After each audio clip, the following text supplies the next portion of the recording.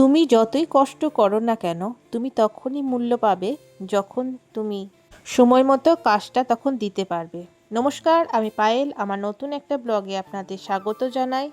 শ্রাবণ মাসে পঞ্চম সোমবারে আমি কি করলাম, ভগবানকে কি অর্পণ করলাম, সেটাই আমি আপনাদের সাথে শেয়ার করব। চলুন। আজ শ্রাবণ মাসের পঞ্চম সোমবার। দেখতে দেখতে একটি মাস কেটে গেল। আমি অভিষেকের জন্য এখানে রেখেছি দুধ, দই, ঘি, মধু, শর্করা, গোলাপ জল, গঙ্গা জল। আর শেষ সোমবারে যে শস্য দানাটি অর্পণ করব সেটা হচ্ছে ছোলার ছাতু। ছোলার ছাতু অর্পণ করলে রোগবালাই দূর হয়।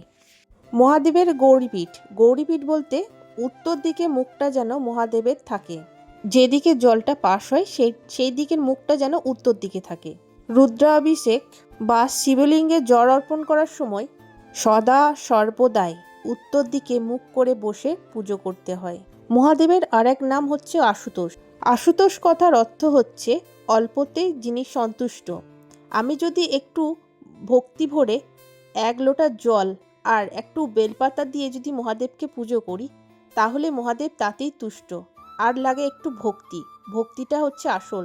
আমি যদি ভক্তি ভরে একটা বেলপাতা দিই, তাহলে মহাদেব তাতেই তুষ্ট। শিবলিঙ্গে স্নান করার জল ও ফল কোনোটাই গ্রহণ করবেন না, সেটা গ্রহণ করা উচিত নয়। আপনারা গ্রহণ করবেন সেটাই, যেটা অন্য পাত্রে মহাদেবকে অর্পিত প্রসাদ যেগুলো দেবেন সেইগুলো আপনারা খেতে পারেন, কিন্তু স্নান করার জল বা প্রসাদ গ্রহণ করবেন না।